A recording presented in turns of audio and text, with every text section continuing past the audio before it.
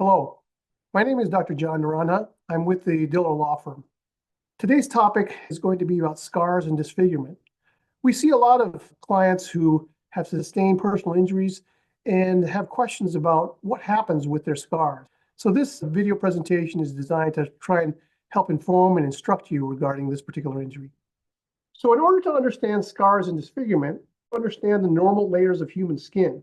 If we take a block of skin, as shown here, and look at the different layers as we go from top to bottom or more superficial to the bottom, the most top portion of skin is called the epidermis, and that's represented by this particular structure here.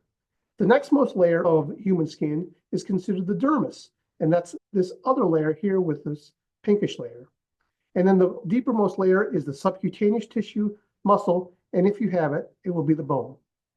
So with that understanding, I'd like for us to look at the stages of wound healing. Now, wound healing is important to understand because it also helps you to identify the different types of scars that occur. When the skin gets injured, what happens first is that area will bleed and a blood clot will form in that area where the skin injury has occurred. The second phase of healing then becomes inflammation, in which different types of cells called fibroblasts and macrophages are released into the area to form a chemical reaction that helps with healing.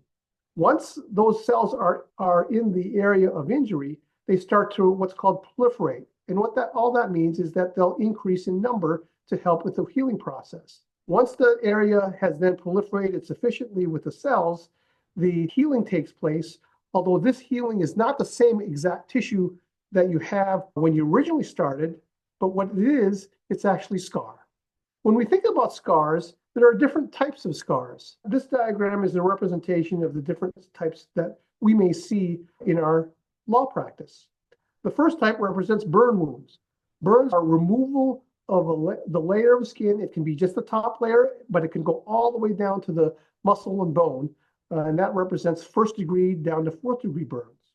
When this type of healing takes place, because the edges of this particular wound are not smooth, the scar itself also becomes not smooth. And so with time, as the healing takes place from left to right, you'll see that the scar actually has kind of these jagged edges.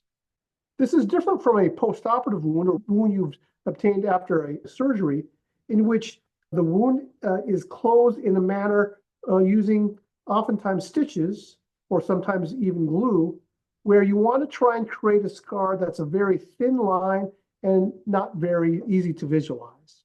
This can also happen with a slash or a puncture type wound, where even when you don't use sutures or any type of adhesive to close the wound, that can also heal by what's called secondary intention, in which cells just basically try and fill in the area of this what's called slash wound. Now, the scar itself also has different or distinct types. On the left side, we're looking at a diagram of three different types of scars. One is called a hypertrophic scar, and all that means is the scar itself builds up a little bit thicker than the flatness of the surface of the skin. You can also have a atrophic scar, in which the scar itself goes below the surface of the skin or the epidermis, and it kind of looks sunk in. And then a keloid scar actually is quite raised and can be actually discolored in its formation. Here is just another example of photographs of different types of scars. Here is an example of the keloid scar, in which you can see the scar is raised and discolored. This is a scar which is atrophic. Again, it's difficult to visualize on this particular photograph, but the scar itself goes below the level of the top surface of the epidermis. You can also have a contracture type of scar, in which the scar itself kind of shrinks and pulls the skin around it together. If this occurs in a burn, that can actually cause difficulties with range of motion. Here's a hypertrophic scar, very similar to a keloid scar, but smaller in nature in terms of its ability to be raised above the level of the flat surface of the epidermis.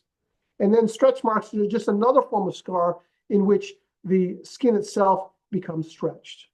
Finally, one of the ways that we can think about scars when we treat them is that scars themselves, they really can't be removed.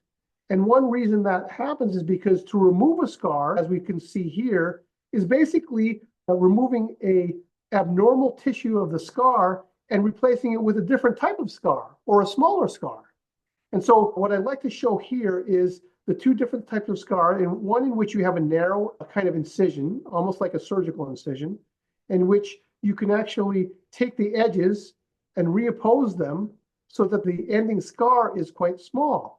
Now, if you have a thicker scar, one way that surgeons can treat that is to convert that scar into one where you cut out the edges and you try and take the edges and suture them together to convert the broad scar here to a more narrow scar. And again, this is typically done with some kind of suture material or adhesive. One of the difficulties is when the edges of the normal epidermis are so far apart that you can't bring them closer together. Then the different strategies include the skin graft, in which you can place a skin from a normal area to cover the area where the scar is located to try and cover that space. Or you can actually take away some tissue underneath the area where the scar occurred to try and help mobilize the edges and then create a more narrow scar. So as you can see, scars can take on a number of different shapes and sizes, and the way that they're treated depends on the depth and the extent of their measurements. Hopefully this has been helpful for you in helping to understand scar formation and disfigurement. Thank you.